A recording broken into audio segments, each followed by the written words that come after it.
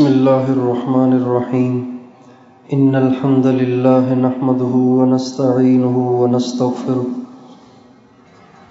من يهده الله فلا مضل له ومن يضلل فلا هادي له واشهد ان لا اله الا الله وحده لا شريك له واشهد ان سيدنا ونبينا وحبيبنا وشفيعنا وقرة أعيننا محمدا عبده ورسوله صلى الله تبارك وتعالى عليه وعلى آله وأصحابه وأزواجه وذريته وبارك وسلم تسليما كثيرا أما بعد فأعوذ بالله من الشيطان الرجيم بسم الله الرحمن الرحيم ومن يبتغ غير الإسلام دينا فلن يقبل منه وهو في الآخرة من الخاسرين سبحان ربك رب العزة عما يصفون وسلام على المرسلين والحمد لله رب العالمين اللهم صل على سيدنا محمد وعلى آل سيدنا محمد وبارك وسلم۔ میرے دوستوں اور بزرگوں، حضور اکرم صلی اللہ علیہ وسلم کی تشریف آوری کے بعد دنیا کے تمام انسانوں کی کامیابی کو دین اسلام کے اندر رکھ دیا گیا ہے۔ جو بھی اس کے مطابق چلے گا وہ کامیاب ہوگا، جو اس سے ہٹ کے چلے گا وہ ناکام ہوگا، ذلیل ہوگا، تباہ و برباد ہوگا، دنیا بھی خراب ہوگی، آخرت بھی خراب ہوگی۔ اور دین اسلام دو چیزوں کے مجموعے کا نام ہے۔ دین اسلام دو چیزوں کے مجموعے کا نام ہے۔ ان میں ایک اوامر ہیں۔ اوامر ان باتوں کو کہتے ہیں جن کے کرنے کا اللہ نے حکم دیا ہے۔ اس کی ایک لمبی تفصیل ہے، حضرات علماء کرام کے ذریعے سے ہم اسے معلوم کر سکتے ہیں کہ میرے اللہ کا کیا حکم ہے۔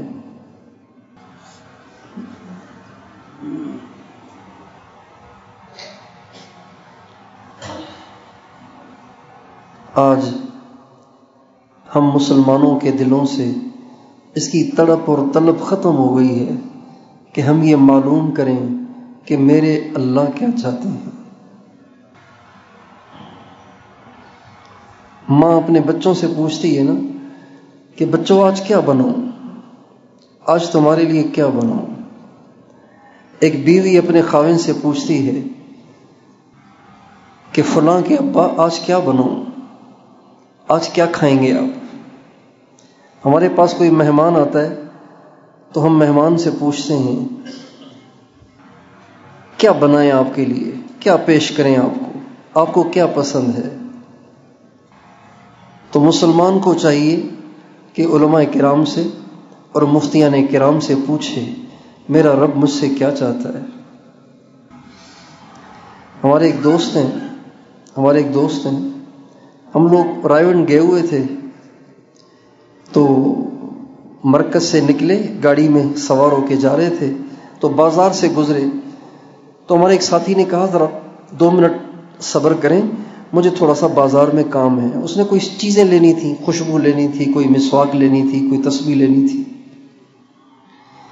جب وہ گاڑی سے اترے نا تو اتر کے کہنے لگے کہ مولانا صاحب آپ کو کون سی خوشبو پسند ہے، میں آپ کے لیے خوشبو خریدنا چاہتا ہوں، آپ کو کون سی خوشبو پسند ہے۔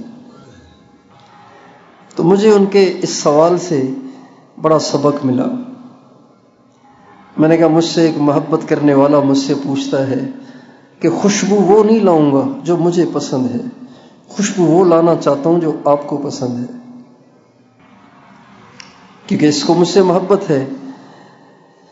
اے کاش میں بھی اپنے رب سے پوچھتا میرے رب تو کیا چاہتا ہے۔ اللہ کی چاہت، اللہ کی منشا، اللہ کی خواہش پہ چلنا، یہی تو بندگی ہے۔ بندگی صرف سجدے کرنے کا نام نہیں ہے، بندگی صرف داڑھی رکھنے کا نام نہیں ہے، بندگی صرف ٹوپی اوڑھنے کا نام نہیں ہے۔ بندگی یہ ہے کہ بندہ کہے میرے رب میری کوئی خواہش نہیں، میری کوئی چاہت نہیں، میں وہ چاہتا ہوں جو تو چاہتا ہے۔ جب رشتہ ہوتا ہے نا، ہمارے ہاں رشتہ ہوتا ہے، لڑکی لڑکے والوں کا رشتہ ہوتا ہے، تو لڑکے والے پوچھتے ہیں لڑکی والوں سے، لڑکے والے لڑکی والوں سے پوچھتے ہیں کہ آپ کے ہاں کیا رسم ہے تاکہ ہم اس کو پورا کریں۔ پوچھتے نہیں پوچھتے ہیں آپ کے ہاں کیا رسم ہے؟ اگر پشتو والوں کی کسی سندھی کے ساتھ رشتہ ہو جائے، کسی پنجابی سے رشتہ ہو جائے، تو اس کے گھر والے اس سے پوچھتے ہیں آپ کے ہاں کیا رسم ہے، اور لڑکی والے لڑکے والوں سے پوچھتے ہیں آپ کے ہاں کیا رسم ہے۔ یہ اس کو خوش کرنا چاہتے ہیں اور وہ ان کو خوش کرنا چاہتے ہیں، مگر یہ دونوں یہ نہیں کہتے کہ اللہ کیا چاہتا ہے، اللہ کی کیا خوشی ہے، اللہ کی کیا مرضی ہے، اللہ کی کیا خوشی ہے، اللہ کی کیا منشا ہے۔ ہم تو وہ کریں گے جس میں ہمارے اللہ کی خوشی ہے۔ حضرت بشر بن حارث رحمۃ اللہ علیہ ایک بہت بڑے بزرگ گزرے ہیں، بشر بن حارث، ان کو بشر حافی بھی کہتے ہیں، بشر حافی بھی کہتے ہیں، بشر بن حارث ان کا نام ہے۔ تو وہ ابتدا میں اچھے حال میں نہیں تھے، شراب پیتے تھے، شراب پیتے تھے بہت۔ روزانہ لوگ ان کے گھر میں جمع ہوتے، روزانہ لوگ ان کے گھر میں جمع ہوتے، کچھ ناچتے، کچھ گاتے، کوئی شراب پیتے، اور اس طرح وہ اپنے اوقات کو گزارتے تھے۔ تو ایک دفعہ اسی طرح اپنے گھر میں ناچ گانے میں اور شراب کے نشے میں مست تھے کہ اچانک کسی نے دروازہ کھٹکھٹایا، کسی نے دروازہ کھٹکھٹایا۔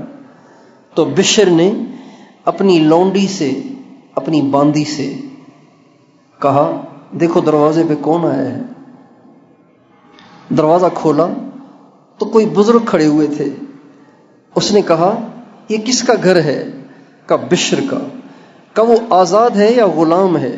کہا وہ آزاد ہے۔ کہا ہاں میں بھی کہوں غلام تو ایسے کام نہیں کر سکتا، اگر یہ غلام ہوتا تو یہ غلامی کا حق ادا کرتا۔ اس کے انداز سے لگ رہا ہے، اس کی مستی سے، اس کے شراب سے، اس کے ناچ گانے سے، اس کے شور و شغب سے لگ رہا ہے کہ یہ کسی کا بندہ نہیں ہے، یہ آزاد آدمی ہے اور اپنی مرضی کا مالک ہے، اپنی خواہش پہ چلنے والا ہے، خدا کی خواہش پہ چلنے والا نہیں ہے۔ یہ کہہ کے وہ بزرگ غائب ہو گئے۔ جب لونڈی واپس آئی تو بشر نے پوچھا کون تھا دروازے پہ؟ کہا پتہ نہیں کوئی آیا تھا، وہ پوچھ رہا تھا یہ غلام ہے، یہ بندہ ہے یا آزاد ہے؟ تو میں نے کہا آزاد ہے۔ تو اس نے کہا ہاں بے شک آزاد ہی لگتا ہے، اگر یہ کسی کا بندہ ہوتا تو بندہ ہونے کا کچھ تو حق ادا کرتا۔ یہ بات حضرت بشر بن حارث کے دل پہ ایسی زور سے لگی کہ ننگے پاؤں وہاں سے بھاگے اس شخص کے پیچھے کہ وہ کون تھا جو اتنی بڑی مجھے نصیحت کر گیا، مگر وہ اس کو ڈھونڈ نہیں پائے، پتہ نہیں وہ کون تھا، مگر اس کی اس بات سے بشر حافی توبہ طائب ہوئے اور پھر ہمیشہ ننگے پاؤں رہے، اس لیے ان کو بشر حافی کہتے ہیں۔ اور پھر وہ ایسے توبہ طائب ہوئے کہ امام احمد بن حنبل بھی ان سے دعا کرانے کے لیے آیا کرتے تھے۔ تو دین اسلام دو چیزوں کے مجموعے کا نام ہے، ایک اوامر ہیں یعنی وہ باتیں جن کے کرنے کا اللہ نے حکم دیا ہے، ایک وہ باتیں جن سے اللہ نے منع کیا ہے، ان کو منہیات کہتے ہیں۔ ایک اوامر ہیں، ایک منہیات ہیں، ایک اوامر ہیں، ایک منکرات ہیں، ایک وہ باتیں ہیں جس کے کرنے کو کہا گیا ہے، ایک وہ باتیں ہیں جن سے بچنے کو کہا گیا ہے۔ ان دونوں کے اپنانے کا نام دین ہے۔ اگر کوئی حکموں پہ تو چل رہا ہے لیکن نافرمانی نہیں چھوڑ رہا تو وہ بے دین ہے، دیندار نہیں ہے۔ اور اللہ تعالیٰ کے جتنے احکام ہیں، چاہے وہ عبادات سے متعلق ہوں، چاہے وہ معاشرت سے متعلق ہوں، چاہے وہ معاملات سے متعلق ہوں، چاہے وہ حکومت اور قضاء سے متعلق ہوں، وہ سب کے سب احکام بندوں کے اپنے نفع کے لیے ہیں۔ اس میں سے کسی حکم میں اللہ تعالیٰ کی کوئی اپنی غرض نہیں ہے، ان میں سے کسی حکم کو اپنانے سے اللہ کا کوئی فائدہ نہیں ہے۔ اگر سارے بندے نمازی ہو جائیں اللہ کی عزت میں اضافہ نہیں ہوگا، سارے بندے بے نمازی ہو جائیں اللہ کی عزت میں کمی نہیں آئے گی، سارے بچے ماں باپ کے فرما بردار ہو جائیں اللہ کی عزت میں کوئی اضافہ نہیں ہوگا، سارے بندے ماں باپ کے نافرمان ہو جائیں اللہ کی عزت میں کوئی کمی نہیں آئے گی، ساری دنیا کے تاجر بددیانت ہو جائیں اور ناپ تول میں کمی کرنے والے ہو جائیں اللہ کے عزت میں کوئی کمی نہیں آئے گی، اور سارے تاجر دیانتدار ہو جائیں اللہ کی عزت میں کوئی اضافہ نہیں ہوگا، سارے حکمران رحم دل ہو جائیں اللہ کی عزت میں اضافہ نہیں ہوگا، سارے حکمران ظالم ہو جائیں، کرپٹ ہو جائیں، بددیانت ہو جائیں اللہ کی عزت میں کوئی کمی نہیں آئے گی۔ یہ سارے احکام بندوں کی اپنی ذات کے لیے ہیں، نمازیں اللہ کے لیے نہیں ہیں، نمازیں خود بندے کے لیے ہیں، نمازیں پڑھنے سے بندے کی دنیا بنے گی اور بندے کی آخرت بنے گی، اس لیے کہ نماز وہ عمل ہے جس عمل کے ذریعے سے بندہ اپنے رب سے ملاقات کر سکتا ہے۔ جب آدمی نماز پڑھتا ہے تو بندے اور اللہ کی ملاقات ہوتی ہے، تو بندہ جب اللہ سے ملاقات کرے گا تو اس میں اللہ کا فائدہ یا بندے کا فائدہ؟ بتاؤ بھائی، جب بندہ اللہ سے ملاقات کرے گا تو اس میں بندے کا فائدہ یا اللہ کا فائدہ؟ بندے کا فائدہ ہے، اللہ کا تو کوئی فائدہ نہیں ہے۔ اللہ سے کوئی نہ ملے اللہ پھر بھی بادشاہ ہے، بندہ اللہ سے نہ ملے تو یہ بندے کی محرومی ہے۔ اس لیے آج ہم دین پہ کیوں نہیں چلتے؟ اللہ کے حکم کیوں توڑتے ہیں؟ گناہ کیوں کرتے ہیں؟ اس لیے کہ ہم یہ سمجھتے ہیں کہ ان ساری چیزوں کا تعلق اللہ کے ساتھ ہے، میرا تو کوئی نقصان نہیں ہے، اگر میں دین پہ نہیں چلوں گا تو میرا تو کوئی نقصان نہیں، جبکہ دین پر نہ چلنے سے بندے کا خود کا نقصان ہے۔ جب انسان اپنی زندگی دین سے ہٹ کے گزارتا ہے، اللہ کی نافرمانیاں کرتا ہے، اللہ پاک کے احکام کو توڑتا ہے، تو اللہ پاک ناراض ہو جاتے ہیں اور پھر بندے پر اللہ پاک کی طرف سے پریشانیاں آتی ہیں۔ حضور اکرم صلی اللہ علیہ وسلم نے جب بندے نافرمانیاں کرتے ہیں تو ان کس نافرمانی پر کون سا عذاب آتا ہے، ہمارے نبی نے اس کو تفصیل سے بتایا ہے۔ نماز نہیں پڑھیں گے تو کیا ہوگا، زکوٰۃ نہیں دیں گے تو کیا ہوگا، روزہ نہیں رکھیں گے تو کیا ہوگا، حج نہیں کریں گے تو کیا ہوگا، زکوٰۃ نہیں دیں گے تو کیا ہوگا، اور اگر اسلام قبول نہیں کریں گے تو کیا ہوگا، ماں باپ کی نافرمانی کریں گے تو کیا ہوگا، تاجر بددیانتی کرے گا، ناپ تول میں کمی کرے گا اور جھوٹ بولے گا تو کیا ہوگا، حکمران ظالم ہوگا تو کیا ہوگا، عوام الناس جب بے حیا ہو جائیں گے، اللہ کے نافرمان ہو جائیں گے تو کیا ہوگا۔ یہ پوری تفصیل ہمارے نبی نے ہمیں بتائی ہے۔ لیکن اگر ہم دین کی ان دو باتوں کا تقابل کریں گے، ایک اوامر ایک منہیات، تو اس میں زیادہ ضروری منہیات سے بچنا ہے، دفع مضرت زیادہ اہم ہے جلب منفعت سے۔ نافرمانی سے بچنا ضروری ہے، نافرمانی سے بچے بغیر انسان کی نیکیاں اللہ کے ہاں قبول نہیں ہوتی۔ اور اللہ کی نافرمانیوں سے بچنے کے لیے مشائخ کہتے ہیں اگر انسان دو چیزوں کو کنٹرول کر لے، دو چیزوں کو قابو کر لے، کنٹرول کر لے، تو اللہ تعالیٰ کی ساری نافرمانیوں سے وہ بچ سکتا ہے۔ نافرمانیاں تو بہت ہیں، لیکن دو چیزوں کو اگر کنٹرول کر لے تو اللہ تعالیٰ کی ساری نافرمانیوں سے انسان بچ سکتا ہے، اور وہ دو چیزیں ایک آنکھ ہے، ایک زبان ہے۔ یہ دو چیزیں اگر انسان کی بے قابو ہیں تو اس کا دین بے اثر ہے، اس کا دین مردود ہے، اس کا دین اللہ کے ہاں غیر مقبول ہے، اس کا دین غیر مفید ہے۔ لیکن اگر یہ آنکھ اور زبان ان دو پہ انسان کنٹرول کر لے تو اس کے لیے سارے دین کی سلامتی ہو سکتی ہے۔ ایک عجیب بات یہ ہے کہ انسان کی آنکھ اور شرمگاہ کا آپس میں بڑا گہرا تعلق ہے. آنکھ کا اور شرمگاہ کا بڑا گہرا تعلق ہے. اللہ تعالیٰ نے قرآن پاک میں جہاں نگاہوں کو بچانے کا حکم دیا ہے اس کے ساتھ ہی شرمگاہوں کی حفاظت کا حکم بھی دیا ہے. چنانچہ اللہ تعالیٰ فرماتے ہیں قُل لِّلْمُؤْمِنِينَ يَغُضُّوا مِنْ أَبْصَارِهِمْ وَيَحْفَظُوا فُرُوجَهُمْ ذَلِكَ أَزْكَىٰ لَهُمْ. اے میرے نبی میرے بندوں سے آپ کہیں کہ اے میرے بندو اپنی نگاہوں کو حرام سے بچاؤ اور اپنی شرمگاہوں کو محفوظ کرو. حضرت یحییٰ علیہ السلام سے کسی نے پوچھا کہ زنا کی ابتدا کہاں سے ہوتی ہے، بدکاری کی ابتدا کہاں سے ہوتی ہے؟ حضرت یحییٰ علیہ السلام نے فرمایا بدکاری کی ابتدا آنکھ سے ہوتی ہے. سب سے پہلے انسان کی آنکھ خراب ہوتی ہے، اس کے بعد پھر انسان غلط راستے پہ چل پڑتا ہے. ہمارے نبی کا ارشاد ہے النظرۃ سہم مسموم من سہام ابلیس من ترکہا خوفا من اللہ تعالی آتاہ اللہ ایمانا یجد حلاوتہ فی قلبہ. آپ علیہ السلام کا ارشاد ہے یہ جو انسان کی نظر ہے نا، نظر یہ شیطان کا زہریلا تیر ہے. جو اس کو حرام سے اللہ سے ڈر کے بچائے گا اللہ تعالیٰ اس کو ایمان کی ایسی حلاوت عطا فرمائیں گے کہ وہ دل میں اس کو موت تک محسوس کرے گا. آپ اس کا تجربہ کر کے دیکھیے.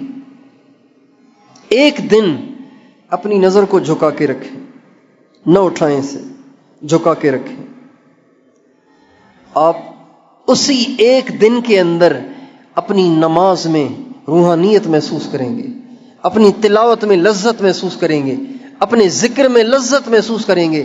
جو لوگ یہ کہتے ہیں نماز میں دل نہیں لگتا، نماز میں وسوسے آتے ہیں، نماز میں خیالات آتے ہیں، نماز میں یاد نہیں رہتا، کتنی رکعتیں پڑھی ہیں، ذکر میں دھیان نہیں جمتا، مراقبے میں دھیان نہیں جمتا، یہ صرف نگاہ کی آوارگی کا نتیجہ ہے.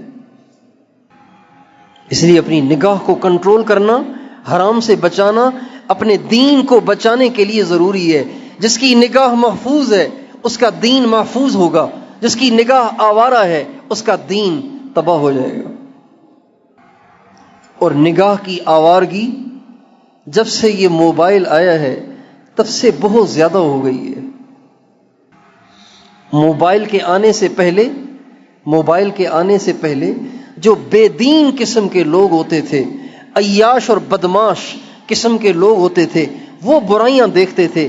کبھی بھی شریف آدمی اپنی نگاہ کو غلط استعمال نہیں کرتا تھا.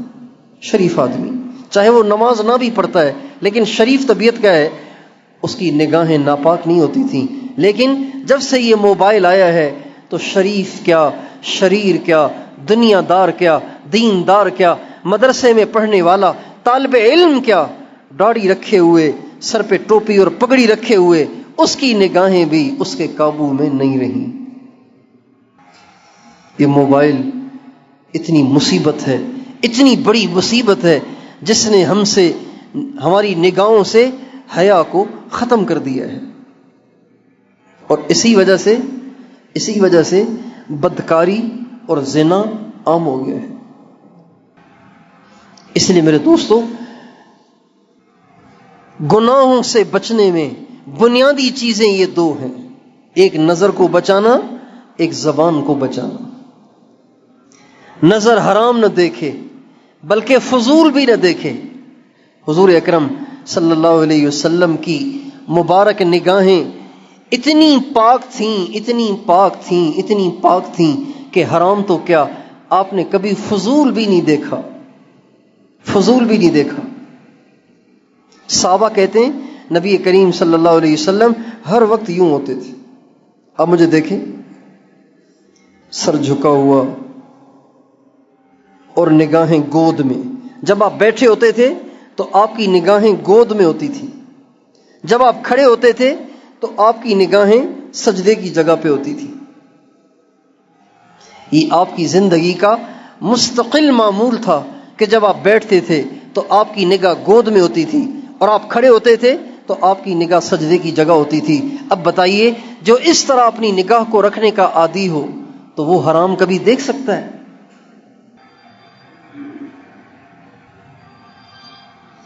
اس لیے اگر ہم چاہتے ہیں کہ ہم گناہوں سے بچیں، ہم اللہ کی نافرمانی سے بچیں، اللہ کے غیظ و غضب سے بچیں، تو اپنی نگاہوں پہ کنٹرول کریں، اپنی نگاہوں کو جھکانے کی اپنے اندر عادت ڈالیں. بچپن سے اپنے بچوں کو عادت ڈالیں، بیٹا نگاہ نیچے رکھو.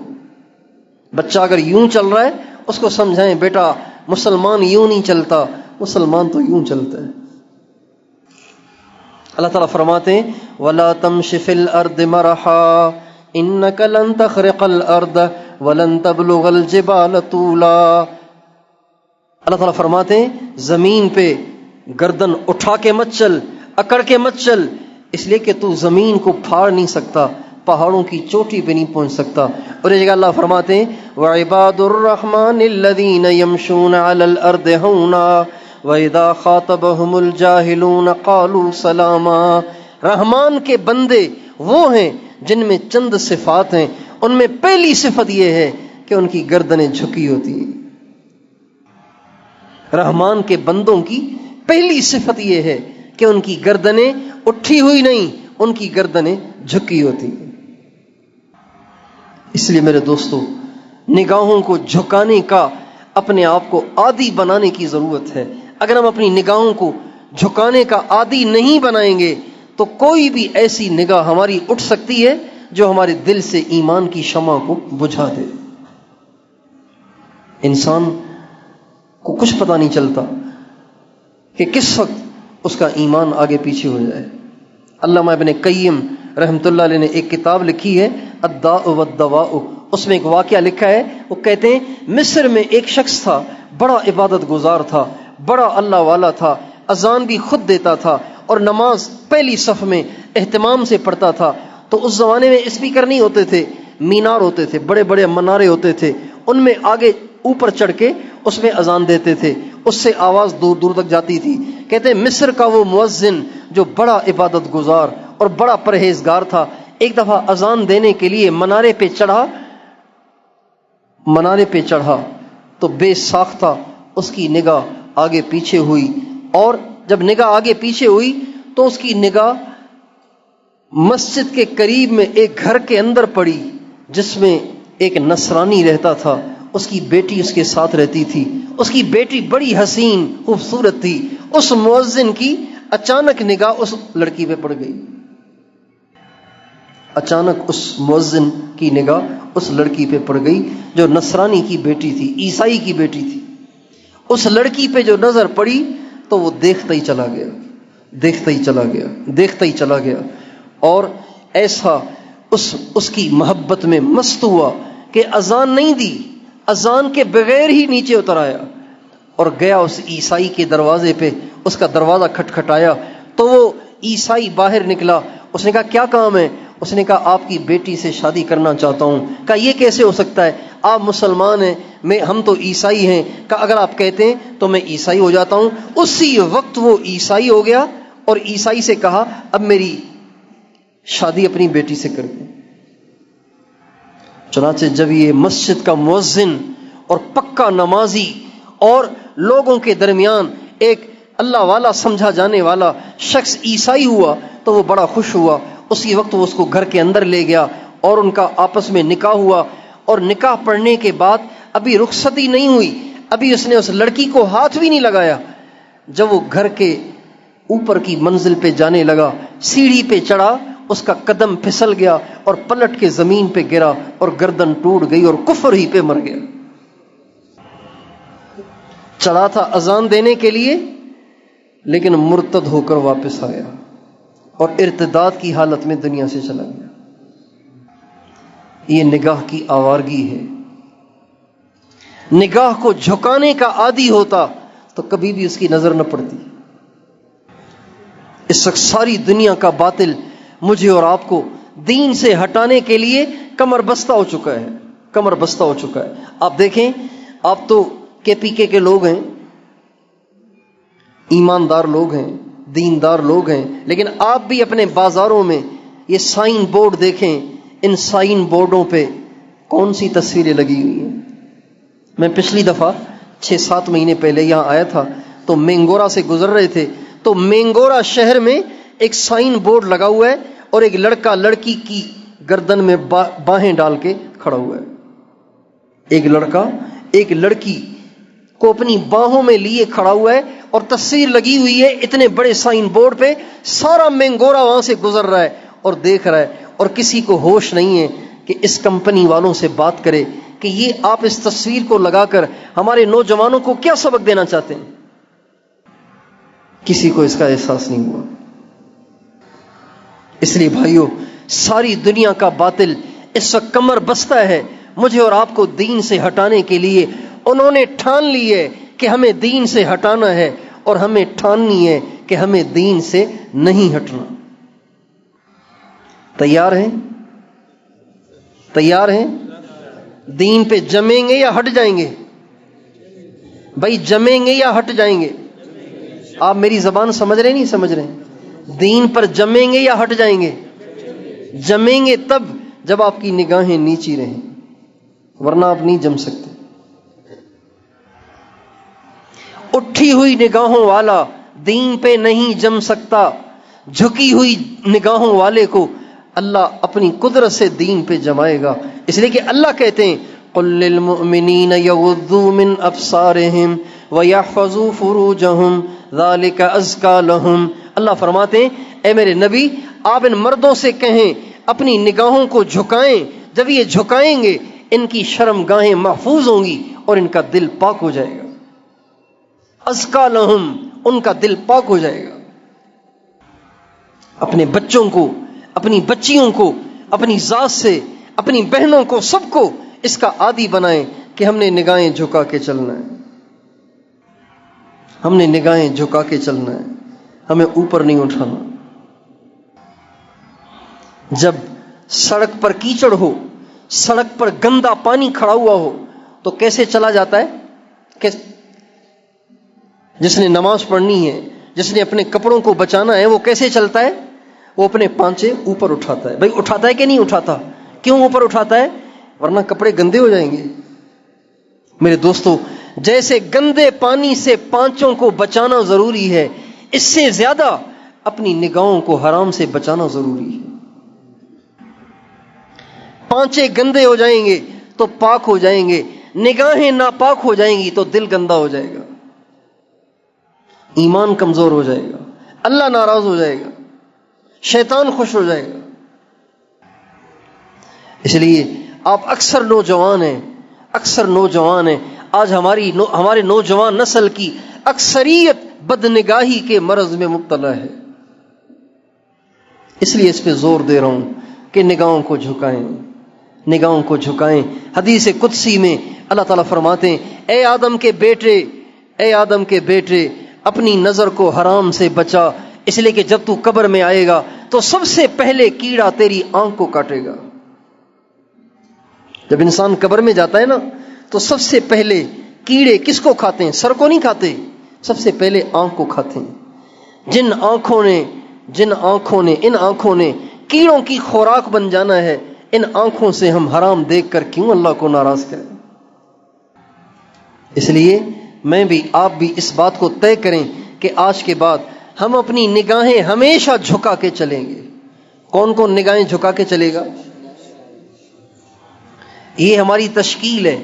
جیسے 6 روزے کی تشکیل ہوتی ہے نا، چلے کی تشکیل ہوتی ہے، 4 مہینے کی تشکیل ہوتی ہے، یہ زندگی بھر کی تشکیل ہے کہ ہمارے نبی کی سنت ہے گردن کو جھکا کے چلنا، نگاہوں کو جھکا کے چلنا. اس میں ہمارے ایمان کی، ہمارے دین کی حفاظت ہے، اور اس میں خرچہ بھی کوئی نہیں ہے. آپ ایک دن نگاہوں کو جھکا کے گزار لیں، آپ کو نماز میں بھی مزہ آئے گا، ذکر میں بھی مزہ آئے گا، تلاوت میں بھی مزہ آئے گا، اللہ پاک کا نام لینے میں آپ کو مزہ آئے گا. آپ کا دل کرے گا کہ سجدے سے سر ہی نہ اٹھاؤں، سجدے میں پڑا رہوں، اتنا مزہ آئے گا. قرآن سے اتنا جی لگے گا کہ آپ کا دل کرے گا اور پڑھتا جاؤں اور پڑھتا جاؤں اور پڑھتا جاؤں. لیکن جب نگاہیں ناپاک ہو جائیں تو قرآن کھولنے کو دل نہیں کرتا، نماز پڑھنے کو دل نہیں کرتا، نماز بوجھ بن جاتی ہے. ہم لوگ ایک دفعہ ساؤتھ افریقہ گئے تو وہاں پہ عام طور سے ہم نے دیکھا کہ جو گنے چنے تھوڑے تھوڑے مسلمان ہیں انہوں نے جو دکانیں بنائی ہوئی تھیں ان دکانوں کے آگے انہوں نے جالیاں لگائی ہوئی تھیں. جالیاں جیسے جیل میں جالیاں ہوتی ہیں نا، جالیاں ہوتی ہیں، ایسے انہوں نے جالیاں لگائی ہوتی تھیں. ہم ان سے پوچھتے تھے کہ آپ نے یہ جالیاں کیوں لگائی ہیں؟ وہ کہتے ہیں یہاں کے جو لوگ ہیں نا، کرسچن یا یہودی یا عیسائی یا جو بے دین لوگ ہیں، وہ ہم سے پیسے چھین لیتے ہیں، ڈاکہ ڈالتے ہیں، چوریاں کرتے ہیں، ہمیں پریشان کرتے ہیں، اس لیے ہم نے یہاں جالیاں لگائی ہوئی ہیں تاکہ یہاں کوئی آ نہ سکے. اور انہوں نے بتایا کہ وہ ایک ایک سال اس دکان کے اندر گزار لیتے ہیں، پیشاب بھی وہیں، پاخانہ بھی وہیں، کھانا بھی وہیں، سب کچھ وہیں. اتنی اذیت ناک زندگی گزار رہے تھے. ایک علاقے میں ہم گئے تو وہاں ایک دکان تھی، لیکن اس دکان پہ جالی نہیں تھی. اس دکان پہ جالی نہیں تھی. اس دکان پہ عام سا کاؤنٹر رکھا ہوا تھا، گاہک آ رہے تھے، سامان لے رہے تھے. تو ہم نے اس ساتھی سے پوچھا کہ ہم نے تو ہر جگہ دیکھا کہ دکان پہ جالیاں لگی ہوئی ہیں، تو آپ نے جالی نہیں لگائی، تو یہاں کے لوگ آپ کو تنگ نہیں کرتے؟ یہاں کے لوگ آپ سے پیسے نہیں چھینتے؟ کہا اللہ کا شکر ہے ہم سے پیسے نہیں چھینتے. میں نے کہا کیوں؟ کہا ہم دو کام کرتے ہیں، ایک اپنے مال کی زکوٰۃ اہتمام سے نکالتے ہیں، اپنے مال کی زکوٰۃ پابندی سے نکالتے ہیں، اور زکوٰۃ کے نکالنے پر اللہ کے نبی کا وعدہ ہے کہ جو زکوٰۃ نکالے گا اللہ اس کے مال کی حفاظت کرے گا. اور دوسرا کام ہم یہ کرتے ہیں کہ ہم ان کی عورتوں کو نہیں دیکھتے، اپنی نگاہوں کو جھکا کے رکھتے ہیں. نگاہوں کو جھکانے کی وجہ سے اللہ تعالیٰ نے ان کے دلوں میں ہماری محبت ڈال دی ہے. پھر اس نے کہا یہاں کی جو عورتیں ہیں وہ اپنے بچوں سے کہتی ہیں اس کو کچھ نہ کہنا، یہ ہمارا موڈینو ہے. موڈینو کہتے ہیں خدا کو کہتے ہیں. ہماری نگاہوں کو جھکانے کی وجہ سے یہاں کی عورتیں ہمارا اتنا احترام کرتی ہیں کہ اپنے بچوں سے کہتی ہیں یہ انسان نہیں، یہ تو خدا ہے، صرف نگاہوں کو جھکانے کی وجہ سے. آج ہماری نوجوان نسل آوارہ ہو گئی ہے، نگاہیں آوارہ ہو گئی ہیں. کوئی سرے عام آوارگی کرتے ہیں، کوئی چھپ چھپ کے کمروں میں کرتے ہیں. اللہ کو سب کا پتہ ہے. اللہ تعالیٰ فرماتے ہیں یعلم خائنۃ الاعین وما تخفی الصدور. تم جو نگاہوں سے بدماشی کرتے ہو میں اس کو بھی جانتا ہوں. تمہارے دل میں جو سوچ چھپی ہوئی ہے، خیالات چھپے ہوئے ہیں، تمہارے دل کے رجحانات چھپے ہوئے ہیں، میں ان کو بھی جانتا ہوں. اللہ کو پتہ ہے کہ کون کس کو بیٹھا سوچ رہا ہے. ایک مرد ہے ایک عورت کو بیٹھا سوچ رہا ہے، کسی کو نہیں پتا کہ یہ اللہ کو یاد کر رہا ہے یا کسی اور کو یاد کر رہا ہے. اللہ کہتے ہیں اوروں کو نہیں پتا لیکن مجھے تو پتا ہے کہ کس کو سوچ رہا ہے. اس لیے بھائیوں میں اور آپ یہ نیت کریں کہ ہمیشہ اپنی نگاہوں کو جھکا کے رکھیں گے. اس کی مشق کریں گے انشاءاللہ، اس کی کوشش کریں گے انشاءاللہ. ایک کام. دوسرا کام اپنی زبان کو قابو میں رکھیں، اپنی زبان کو قابو میں رکھیں. مشائخ نے لکھا ہے جرمہ صغیر و جرمہ کبیر. زبان کا سائز تو بہت چھوٹا سا ہے، اتنا سا ہے، اگر اس کو آپ ترازو میں تولیں گے تو اس کا اتنا وزن نہیں ہے. لیکن وہ جرمہ کبیر، لیکن زبان سے نکلنے والا ایک ایک بول بہت بھاری ہے، بہت بھاری ہے. زبان سے نکلنے والے بول میں بڑی تاثیر ہے. گولی میں وہ اثر نہیں ہے، گولی میں اور بم میں وہ اثر نہیں ہے جو زبان میں اثر ہے. ایک مثال کے طور پر ایک باپ اپنے بیٹے پہ غصے ہو گیا. ایک باپ اپنے بیٹے پہ غصے ہو گیا. جب غصے ہوا تو بیٹے نے اپنے باپ سے کہا میں آپ کو باپ نہیں مانتا ہوں. اب یہ ایک بول ہے، لیکن اس بول کے بعد میں آپ سے پوچھتا ہوں اس کے باپ کو نیند آئے گی؟ بتاؤ بھائی. جب بیٹا اپنے باپ سے کہے میں آپ کو باپ نہیں مانتا ہوں تو اس بول کے بعد باپ کا دنیا میں جینے کو دل کرے گا؟ بتائیے. کیا باپ کو نیند آئے گی؟ کیا باپ سے کھانا کھایا جائے گا؟ کیا باپ سے ہنسا جائے گا؟ کیا باپ کو کوئی چیز اچھی لگے گی؟ کیا باپ کا کاروبار میں دل لگے گا؟ باپ کا دل کرے گا کہ زہر پی کے خودکشی کر لوں کہ آج میرا بیٹا مجھے کہہ رہا ہے کہ میں آپ کو باپ ماننے کے لیے تیار نہیں ہوں، حالانکہ اس نے گولی نہیں ماری، ایک بولی تو بولا ہے۔ ایک خاوند اپنی بیوی سے کہے تو مجھے 1 منٹ کے لیے اچھی نہیں لگتی، چاہے اچھی لگتی بھی ہو پھر بھی غصے میں آ کے کہہ دیا تو مجھے بالکل اچھی نہیں لگتی، تو بتائیے اس بول کے بولنے کے بعد اس بیوی کو نیند آئے گی؟ آپ سے پوچھتا ہوں، اس کو نیند آئے گی؟ اس کو کھانا اچھا لگے گا؟ اس سے گھر کا کام کاج ہو سکے گا؟ یہ جیتے جی مر جائے گی کہ نہیں مر جائے گی کہ جس کے لیے ماں چھوڑی، باپ چھوڑا، بھائی چھوڑے، بہنیں چھوڑی، اب میں اس کو بھی اچھی نہیں لگ رہی تو میں تو نہ ادھر کی رہی نہ ادھر کی رہی۔ بول میں کتنا اثر ہے، ایک بول میں کتنا اثر ہے۔ اس لیے انسان کو چاہیے کہ اپنی زبان کو ہمیشہ قابو میں رکھے۔ ایک شخص نے ایک اللہ والے سے کہا، حضرت زبان قابو میں نہیں ہے، زبان قابو میں نہیں ہے۔ فرمایا تیری زبان کے سامنے کیا ہے؟ تیری زبان کے سامنے کیا ہے؟ کہا 2 ہونٹ ہیں، 32 دانت ہیں۔ کہا اتنی دیواریں توڑ کے بھی تیری زبان باہر آ جاتی ہے، بڑی طاقتور ہے زبان تیری۔ 2 ہونٹ ہیں، 32 دانت ہیں، اتنی ساری دیواریں اللہ تعالیٰ نے کھڑی کر دی ہیں، پھر بھی تیری زبان بے قابو ہے۔ حضرت ابو ذر غفاری رضی اللہ تعالی عنہ سے ہمارے نبی نے فرمایا، ابو ذر میں تجھے ایسے 2 عمل بتاؤں جو بہت ہلکے ہیں، بہت آسان ہیں، لیکن میزان میں بڑے بھاری ہیں، اللہ کے ہاں بڑے پسندیدہ ہیں وہ 2 عمل اور وہ بہت آسان سے۔ ان کا بتائیے یا رسول اللہ؟ آپ نے فرمایا طول الصمت و حسن الخلق، لمبا خاموش رہنا اور اچھے اخلاق کو برتنا، لمبا خاموش رہنا۔ آج ہم بولنے کو کمال سمجھتے ہیں، بولنا کمال نہیں ہے، خاموش رہنا کمال ہے۔ امام ابو حنیفہ اتنے بڑے عالم تھے، لیکن کتابوں میں لکھا ہے سارا دن خاموش بیٹھے رہتے تھے۔ اگر ان کے 24 گھنٹے تقسیم کیے جائیں، کتنا بولتے تھے، کتنا خاموش رہتے تھے، تو ان کی خاموشی کے لمحات بڑھ جائیں گے۔ امام شافعی، امام مالک، امام احمد بن حنبل اور جتنے اہل اللہ گزرے ہیں، ان سب کی زندگیوں کو اگر آپ چیک کریں گے تو ان کی خاموشی زیادہ ہے، ان کا بولنا کم ہے۔ اس لیے اپنی زبان پہ کنٹرول کرنے والا شخص اپنے دین کو بچا سکتا ہے۔ حضرت معاذ بن جبل رضی اللہ تعالی عنہ جا رہے تھے یمن، آپ علیہ السلام نے فرمایا معاذ میں تمہیں ایسا عمل بتاؤں جس عمل کے کرنے سے تیرے دین کی حفاظت ہو جائے، تیرا دین ضائع ہونے سے بچ جائے؟ کہا ضرور بتائیے یا رسول اللہ۔ آپ علیہ السلام نے اپنی دونوں انگلیوں سے اپنی مبارک زبان کو پکڑا اور پھر چھوڑ کے فرمایا معاذ اس زبان کو قابو میں رکھو گے تو دین بچ جائے گا، اس زبان کو قابو میں نہیں رکھو گے تو دین تباہ ہو جائے گا۔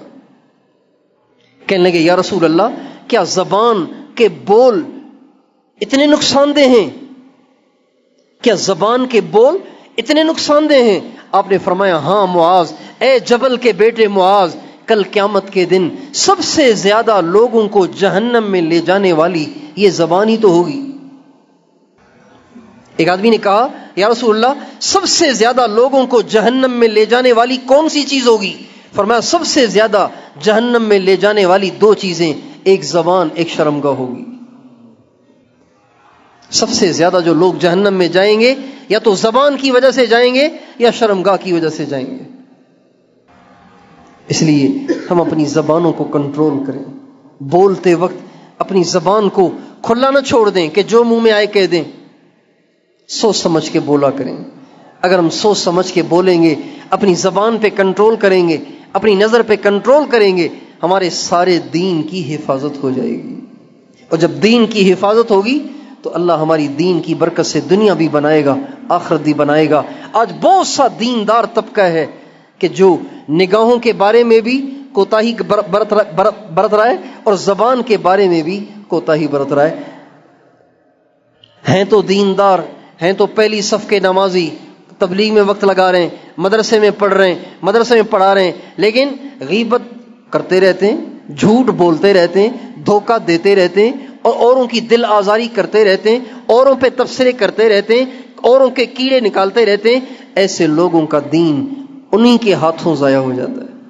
تو آپ سارے نیت کریں، میں بھی نیت کرتا ہوں، انشاءاللہ اپنی زبان اور نظر کو کنٹرول کریں گے انشاءاللہ. خود بھی اس پر آئیں، اوروں کو بھی اس پر لائیں. جو زیادہ بولتا ہے اس کو سمجھائیں کہ بھئی بولنا کمال نہیں، خاموش رہنا کمال ہے. ہمارے نبی زیادہ بولنے والے نہیں تھے، ہمارے نبی زیادہ خاموش رہنے والے تھے. حدیث میں یہ نہیں آتا طویل الکلام، آپ لمبا کلام کرتے تھے، بلکہ حدیث میں آتا ہے طویل الصمت، آپ لمبا خاموش رہتے تھے. خاموش رہنا، نظروں کو جھکا کے رہنا، یہ دین کو بچانے کا بنیادی ذریعہ ہے. اس کے بغیر دین ہمارا محفوظ نہیں رہے گا، اور دین نہیں بچے گا تو اللہ کی مدد نہیں آئے گی. اللہ تعالیٰ مجھے اور آپ کو ان تمام باتوں کو سمجھنے، اس کو زندگی میں لانے کی توفیق عطا فرمائے. درود شریف پڑھ لیجیے. لا الہ الا انت سبحانک انی کنت من الظالمین. اللہم صل علی سیدنا محمد وعلی آل سیدنا محمد وبارک وسلم. اے اللہ، ہم تیرے عاجز، مسکین، گنہگار، خطا کار، گناہوں میں ڈوبے ہوئے تیرے بندے تیرے دروازے پہ حاضر ہیں. اے اللہ، بھکاریوں کا مجمع ہے، فقیروں کا مجمع ہے، تجھ سے بھیک مانگنے آئے ہیں. اللہ، اپنے گناہوں کی بخشش مانگنے آئے ہیں. اپنی رحمت سے ہمارے گناہوں کو معاف فرما دے، ہماری خطاؤں سے درگزر فرما دے. ہماری ساری زندگی گناہوں میں گزر گئی، اے اللہ تیری نافرمانی میں گزر گئی. اے اللہ، ہمارے دن بھی تیری نافرمانی میں گزرے ہیں، ہماری راتیں بھی تیری گناہوں میں، تیری نافرمانی میں گزرے ہیں. اے اللہ، اے اللہ، ہم نے جان کے بھی کیے ہیں، بھول کے بھی کیے ہیں، اوروں کے سامنے بھی کیے ہیں. اے اللہ، تنہائیوں میں چھپ چھپ کے بھی کیے ہیں. اے اللہ، ہمارے ایسے بھی گناہ ہیں جو ہمیں یاد ہیں، اور اے اللہ ایسے بھی گناہ ہیں جو ہم کر کے بھول گئے ہیں. اے مالک الملک، ہمارے سارے گناہوں کو معاف فرما، ہماری خطاؤں سے درگزر فرما، ہماری خطاؤں سے درگزر فرما. اللہ، ہمیں معافی دے دے، ہم سے راضی ہو جا، ہمیں معاف کر دے. اے اللہ، ہم نے تیری نافرمانی کر کے تجھے ناراض کیا، پھر تجھے نہ منا کے تجھے ناراض کیا. اے اللہ، ہونا تو یہ چاہیے تھا کہ ہم کوئی گناہ نہ کرتے. اے اللہ، جب گناہ ہو گیا تھا تو فوراً تیرے سامنے رو دھو کے تجھے راضی کرتے. اے اللہ، ہم تو تجھے راضی بھی نہ کر پائے، ہم نے بڑی لاپرواہی برتی، بڑی بے حسی کا ثبوت دیا. اے اللہ، بڑی بے وفائی کا ثبوت دیا. ہم تیرے بے وفا بندے تیری نعمتیں کھا کر تجھے ناراض کرتے رہے. اے اللہ، آج اگلے پچھلے سارے گناہوں کی معافی دے دے. اللہ، ہم سے راضی ہو جا، ہماری نگاہوں کو پاک فرما، ہماری زبانوں کو پاک فرما، ہمارے کانوں کو پاک فرما، ہمارے دلوں کو پاک فرما. ہمارا سارا وجود گناہوں سے گندا ہو گیا ہے. اے اللہ، ہماری مثال اس بچے کی سی ہے جس کے کپڑوں میں پخانہ نکل گیا ہے. اے اللہ، اس بچے سے ہر کوئی نفرت کرے گا لیکن ماں نہیں کرے گی. اے اللہ، ماں تو اسے ہاتھ سے پکڑ کے اے اللہ نلکے کے پاس لے جائے گی، اپنے ہاتھ سے اس کا پاخانہ دھوئے گی. اے اللہ، اس کے کپڑے بدلے گی. اے اللہ اسے نہا کے دھلا کے اے اللہ اسے اپنی گود میں لٹائے گی، اسے دودھ پلائے گی، اسے کھانا کھلائے گی. اے اللہ، تو تو ماؤں سے زیادہ مہربان ہے. اللہ، تو تو ماؤں سے زیادہ مہربان ہے. ہمارے گناہوں کی وجہ سے ہمیں دھتکار نہ دینا، ہمیں مردود نہ کر دینا، ہمیں اپنے در سے دھکے نہ دے دینا. اللہ، تو بڑا بادشاہ ہے، تجھے ہماری کوئی ضرورت نہیں ہے. اے اللہ، تیرے بندے تو بہت سارے ہیں. اے اللہ، تیرے تو لا تعداد فرشتے عبادت گزار ہیں. اے اللہ، اے اللہ، اے اللہ، اے اللہ، لیکن ہمارا تیرے سوا کوئی نہیں ہے. اے اللہ، ہمارا رب تو ہی ہے. اے اللہ، ہم تیرے سوا کسی کی عبادت نہیں کرتے. اے اللہ، ہماری ماؤں نے، ہمارے باپ نے، ہمارے بزرگوں نے ہمیں تیرا دروازہ دکھایا۔ اے اللہ ہمیشہ ہمارے ماں باپ نے ہمیں بتایا جب کبھی بھی مشکل آئے اس در پہ آنا، تو اس در پہ آنے سے مشکل حل ہو جائے گی۔ اے اللہ ہم تیرے در پہ آئے ہیں، تیری عزت کی قسم ہم کبھی کسی مندر میں نہیں جھکے، ہم کبھی کسی گرجے میں نہیں جھکے۔ اے اللہ ہم نے کبھی کسی قبر کو سجدہ نہیں کیا، کبھی کسی بت کے سامنے سجدہ نہیں کیا۔ اے اللہ ہم نے سجدے بہت تھوڑے کیے ہیں،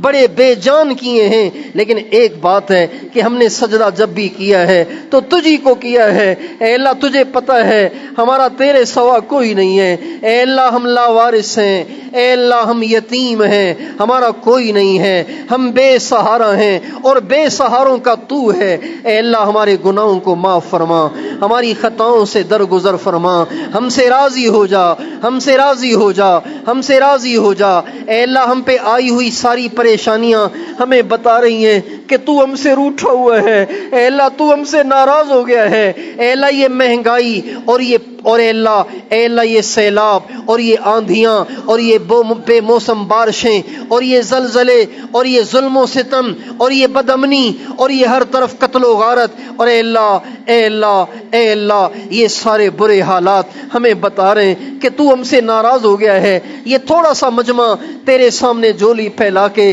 اس میں معصوم بچے بھی ہیں، اس میں حفاظ بھی ہیں، اس میں علماء بھی ہیں، اس میں طلباء بھی ہیں، اس میں دین کی دعوت دینے والے اے اللہ تیرے پیارے بندے بھی ہیں۔ اے اللہ اس میں سفید ریش بوڑھے بھی ہیں، اے اللہ اس میں مسجد کے ائمہ بھی ہیں۔ اے اللہ ایسا مبارک مجمع ہم اور کہاں سے لائیں؟ اے اللہ حضرت عمر کو بارش چاہیے تھی، انہوں نے حضرت عباس کو پیش کر کے تجھے واسطہ دیا تھا اور تجھ سے بارش مانگی تھی اور تو نے بارش دے دی تھی۔ اے اللہ اب تو نہ حضرت عمر ہیں نہ حضرت عباس ہیں، ہمارے پاس یہی طلباء علماء ہیں، ہمارے پاس یہی تبلیغ والے، یہی سفید ریش بوڑھے ہیں۔ اے مالک الملک اس مجمع کے ہاتھوں کے طفیل ساری امت کو معاف فرما، ساری امت کی بخشش فرما، ساری امت کی مدد فرما، ساری امت پہ رحم فرما۔ اے اللہ ہماری بوڑھی مائیں تیری رحمت کی منتظر ہیں، ہمارے بوڑھے اے اللہ تیری رحمت کے منتظر ہیں، فلسطین کے بچے تیری رحمت کے منتظر ہیں۔ اے اللہ فلسطین کے بچے تیری رحمت کے منتظر ہیں، کشمیر کی بچیاں تیری رحمت کی منتظر ہیں۔ اے مالک الملک تجھے پتہ ہے ان کا تیرے سوا کوئی نہیں ہے، تجھے پتہ ہے ہمارا بھی تیرے سوا کوئی نہیں ہے۔ اے اللہ امت مسلمہ کو عزت رفتہ عطا فرما، عزت رفتہ عطا فرما، اے اللہ عزت رفتہ عطا فرما۔ اصل میں ہم نے تیرا در چھوڑا ہے اس لیے ہم ٹھوکریں کھاتے ہیں۔ اے اللہ تیرے در پہ آنا بھی تیری توفیق کے بغیر تو نہیں ہوتا نا۔ اے اللہ اپنے کرم سے سارے مسلمانوں کو اپنا در دکھا، اپنی چوکھٹ پہ جھکا، اپنی چوکھٹ پہ جھکا، سارے مسلمانوں کے دل اپنی ذات کی طرف موڑ دے۔ ہماری نوجوان نسل بے حیا ہو گئی، انٹرنیٹ میں مبتلا ہو گئی، فیس بک نے، انٹرنیٹ نے، یوٹیوب نے، ٹک ٹاک نے ان کے تقویٰ کی دھجیاں بکھیر دیں، ان کی نگاہیں بے قابو ہو گئیں، آوارہ ہو گئیں، بے حیا ہو گئیں، ہماری بچیوں کے برقعے اتر گئے۔ اے اللہ ساری دنیا کے برقعے اترتے تو اتنا دکھ نہ ہوتا۔ اے اللہ جتنا ان شمالی علاقے والوں کی عورتوں کے برقعے اتر گئے، اے اللہ ان کے آباء و اجداد نے انگریزوں سے لڑ کر اپنی ماں کا برقع بچایا۔ اے اللہ آج کی نوجوان بچیوں نے انٹرنیٹ میں کو دیکھ کر اے اللہ اپنے برقعے اتار دیے، اپنے دوپٹے اتار دیے۔ اب ان کی بھی تصویریں اے اللہ بازاروں میں لگی ہوئی ہیں، سائن بورڈوں میں لگی ہوئی ہیں۔ ان کی بچیاں بھی اے اللہ کھلے سر کے ساتھ یونیورسٹیوں میں جا رہی ہیں، کالجز میں جا رہی ہیں، لڑکے لڑکیاں کٹھے پڑھ رہے ہیں، تیرے غضب کو دعوت دے رہے ہیں۔ اے اللہ پتھروں کی بارش کو دعوت دے رہے ہیں، زلزلوں کو دعوت دے رہے ہیں۔ اے مالک الملک ہم اپنا رونا تیرے سامنے روتے ہیں، سب کے دلوں کو اپنی ذات کی طرف پھیر دے، سب کے دلوں کو دین کی طرف پھیر دے، ہمارے نوجوانوں کو پرہیزگار بنا دے، ہماری عورتوں کو اماں فاطمہ، اماں عائشہ، اماں خدیجہ کے نقشے قدم پہ چلنے کا شوق دے دے۔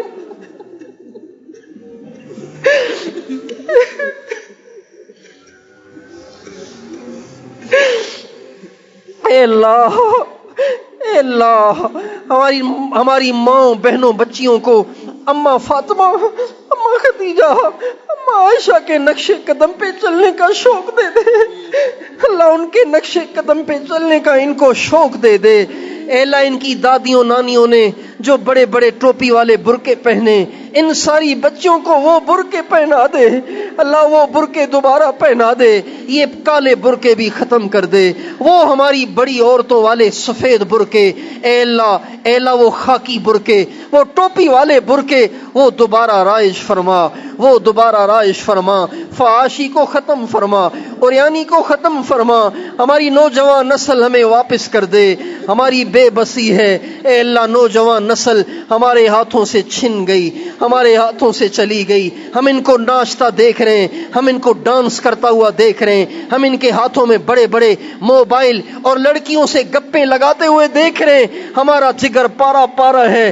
لیکن ہمارے ہاتھ میں کچھ نہیں ہے، دل تیرے قبضے میں ہے اے اللہ۔ ساری دنیا کے انسانوں کے دل تیری دو انگلیوں کے درمیان ہے، اپنے کرم سے سارے انسانوں کے دل اپنی ذات کی طرف پھیر دے، اپنے دین کی طرف پھیر دے، اپنے محبوب کی طرف پھیر دے، مدینے کی طرف پھیر دے، اما فاطمہ، اما عائشہ، اما خدیجہ کی طرف پھیر دے، اسلام کا بول بالا کر دے، مسجدوں کو آباد کر دے اے اللہ۔ یہ ادھر ادھر سے اے اللہ اتنے سارے تیرے بندے اے اللہ، ہم اجنبی مہمانوں سے تیری بات سننے کے لیے اکٹھے ہوئے ہیں اے مالک الملک، سب نے توبہ کی ہے، سب نے توبہ کے کلمات پڑھے ہیں اے اللہ، ان سب کو اپنا کامل ولی بنا دے، ان کو گناہوں سے پاک کر دے، ان کو گناہوں سے پاک کر دے، ان کو گناہوں سے پاک کر دے اے اللہ، ان کو گناہوں سے پاک کر دے اے اللہ۔ انہوں نے ہمارے ہاتھوں میں ہاتھ دیا ہے اے اللہ، ہم ان کو تیرے حوالے کرتے ہیں، ان کی نگاہوں کو کنٹرول فرما، ان کی زبانوں کو کنٹرول فرما،